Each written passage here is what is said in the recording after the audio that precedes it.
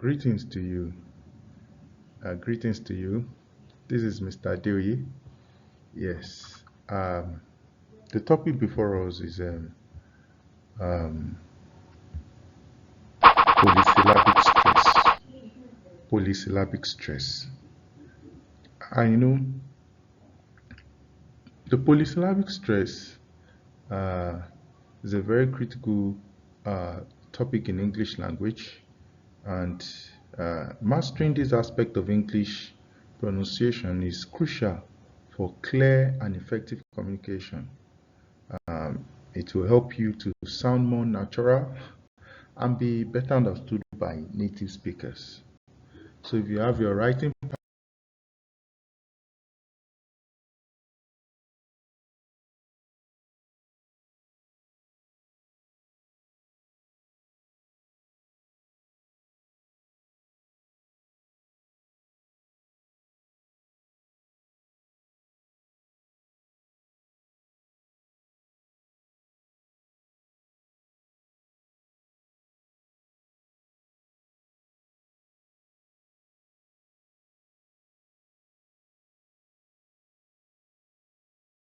I want you to journey with me as you pen down this note. Essentially, so we're going to be talking about what is polysyllabic stress. What is polysyllabic stress? A polysyllabic word is simply a word containing more than one syllable. It contains more than one syllable.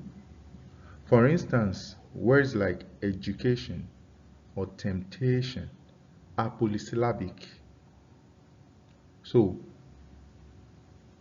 stress in this context refers to the emphasis placed on one word syllable within a word, making it stand out from the others. Now, there are primary stress. The primary stress is the strongest emphasis within a word. So every polysyllabic word has one primary stressed syllable. All right. Then we have the secondary stress, and this secondary stress some longer words also feature secondary stress, which is a weaker emphasis than the primary stress, but still more prominent than unstressed syllables. All right. So we have the unstressed syllable. These syllables receive no emphasis and are often reduced in pronunciation. All right. Now, having understood that, correct stress placement is vital for clear pronunciation and can even differentiate meaning. Consider the word record. Record.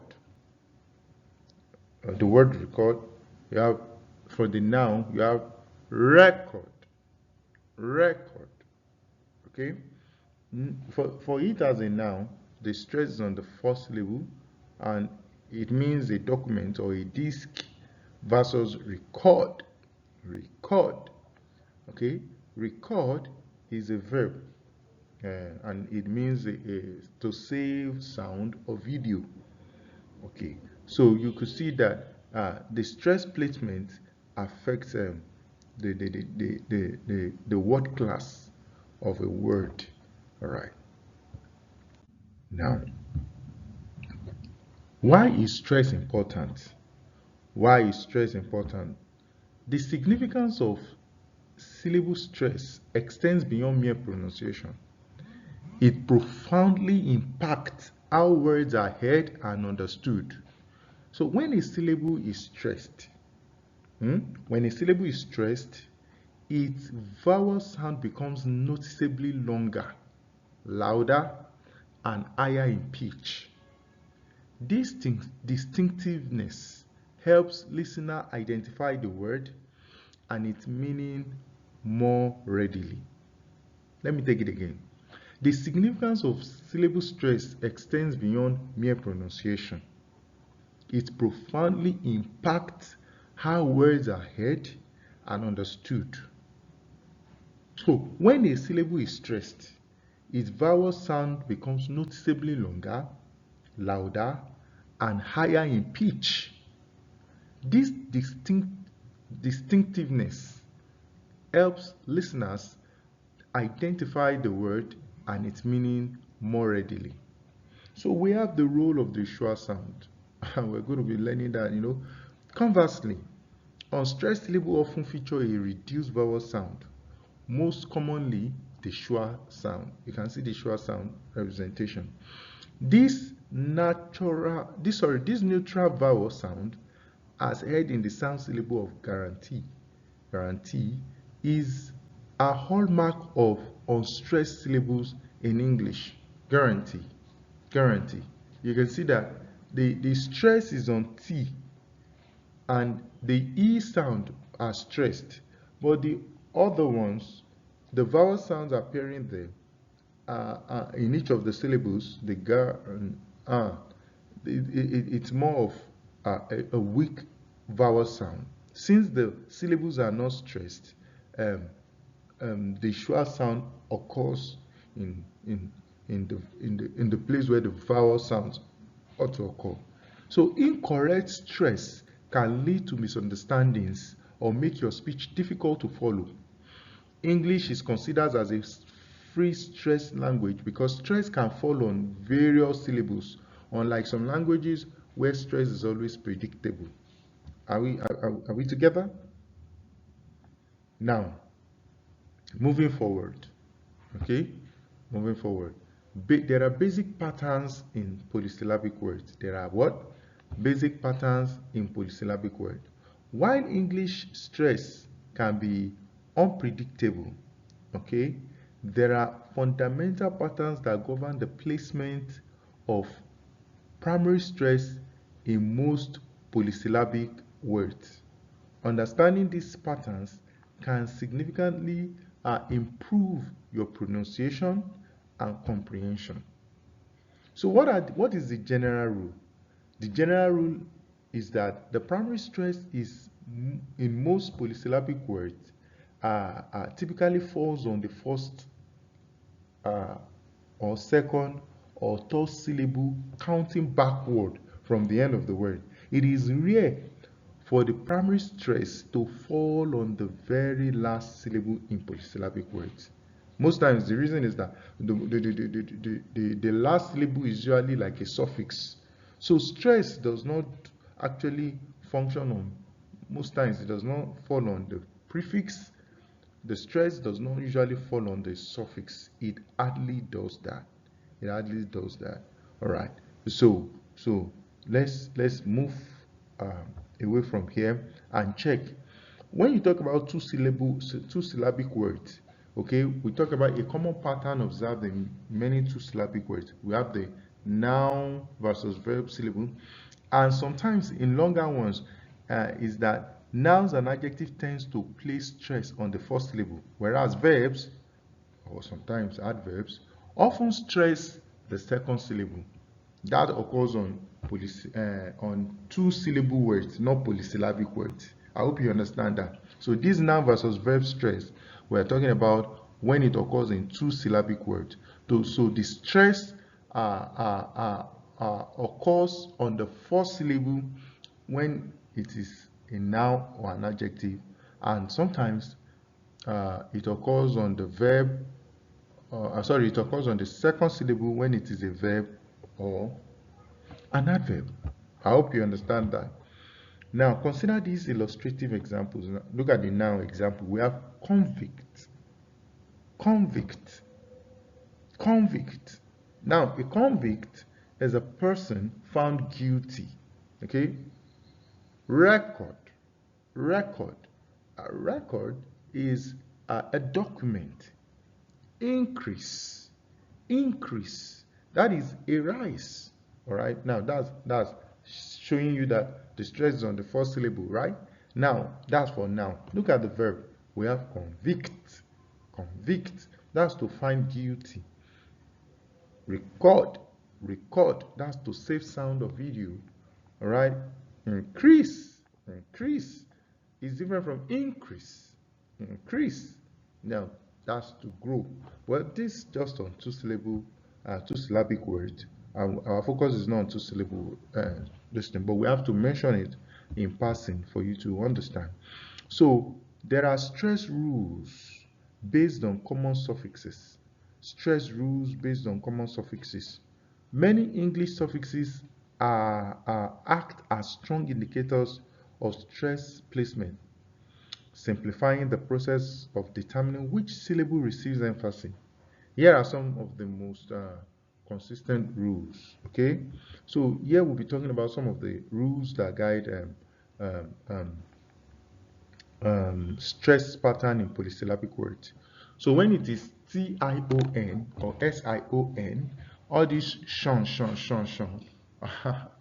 So what happens is that words ending in these suffixes consistently place the primary stress on the syllable immediately preceding the suffix. So you have something like temptation. Okay, sorry, there's supposed to be a P after the term. So we have temptation. Temptation. You can see the stress is on the tation, decision, permission. All right. If you want to put more further examples, you have radiation. Okay, education, matriculation. Stress. You could have more than 4 or 5 syllable as long as the stress. Sorry, as long as the suffix is ending with ion or tion, sion, you're surely are going to have the stress on the second to the last syllable. All right. So if you've gotten that, let's move to the next one. We have IC. All right. IC. For words concluding with IC, the stress is placed on the syllable directly before this suffix. All right. So you have something like fantastic, fantastic.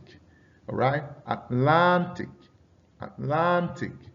Olympic, Olympic. You get it? So you see the IC is showing to us that any words that end with IC, most times the second to the last syllable gets stressed. So that's another rule. Then another rule is OUS. OUS. Similar to the above, words ending in OUS are stressed on the syllable preceding the suffix. So you have something like numerous, numerous, numerous, numerous. Now you have delicious, delicious, you can see the li sound there is stressed. The syllable li is stressed. You have tremendous, tremendous. All right, I have so many examples. All right, we're not really now the fact that there could be exceptions, but most times, this is the pattern with which the polysyllabic words have their stress placed.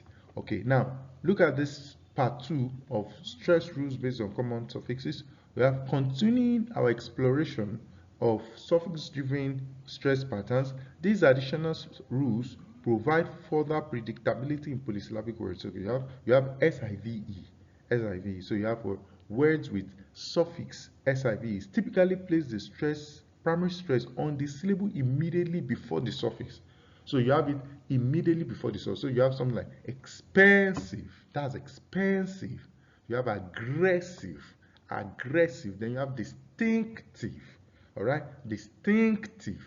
All right, now we go to the next one. We have ABLE, okay, or IBLE. All right, so for words ending in ABLE or IBLE, the stress is generally found on the syllable that comes directly before the suffix. So you have something like visible, you see, terrible, and you have something like remarkable. That shows to us that the stress is coming before the syllable that comes directly before the suffix. So then we have the other one, MENT. The suffix MENT usually dictates that the primary stress falls on the syllable preceding it. So you have something like instrument, amazement, compliment. You see the word stress are? Now, we move away from there and we go to another rule, stress rule for other suffixes. There are so many stress rules actually, okay, but we're not going to be able to exhaust everything here. But actually, we're going to be putting in serious effort to see that, okay, all the rules are attended to here. Okay, now the next one here says beyond the commonly encountered suffixes, some other endings also provide clear guidelines for stress placement in polysyllabic words. So these rules, while perhaps less frequent, are equally important for accurate pronunciation. I hope you are taking note. So we have the ICAL. ICAL. All right. Words ending in ICAL generally place primary stress on the third syllable from the end of the word. What do we mean? Look at this example now. We have political, systemical, academical. Do you get that? Now let's take it again. Political, systemical, academical. You get it? Now let's move to the URE. The URE, the stress pattern for words ending in URE can be more variable, falling on the second, third, or even the fourth syllable from the end. Now, this suffix often require careful attention. Now, look at these examples. The one that appear on the second syllable, you have manufacture. Manufacture. All right. Then the one that ends on a third syllable, you have expenditure. Expenditure. Now, for you to be able to understand, okay, we're going to get there anyway. But fourth syllable, we have legislature. Legislature. All right, we have agriculture. Agriculture. All right. You see, the stress is on the fourth syllable. All right. So now I need us to quickly move to see these. Now, there are additional stress patterns and exceptions. Sincerely, one of the challenges we have in English language is that we have exceptions. All right, we have exceptions, and we need to understand this. While suffixes provide strong guidance, some other patterns and exceptions exist, particularly with certain endings and prefixes. Being aware of these nuances will further refine your understanding of stress. All right, so we have example like ISM, so something like ism, all these ism. Words ending in ism often place stress on either the third or either the first or third syllable from the end of the word. This can sometimes depend on the origin of the word. So you have functionalism.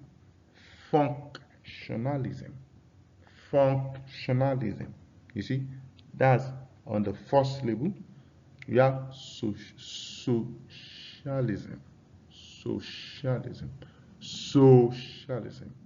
So the stress is on the word. But now look at this. Absenteeism. You can see the stress is on the second to the last syllable. So these are the variations. You could see that. Now let's look at another one. The exceptions, two syllable words. As a general tendency, nouns and adjectives typically stress the first syllable. So example, you have a climate, knowledge. I think we've already addressed that. We have verbs and prepositions usually stress the second syllable. So we have e.g., we have require, or decide. All right. Now, the next one, we need to also check. There are sometimes prefixes bring about some things, but let's check what that prefix does. In two syllable words, prefixes usually do not carry the primary stress. However, in longer polysyllabic words, certain prefixes might occasionally receive secondary stress or even primary stress if the root word shifts its meaning. Do you get that? Good. How to identify stress in polysyllabic word? Number one, Okay, no, now let's take the note here. See, developing the skills to correctly identify stress in polysyllabic words.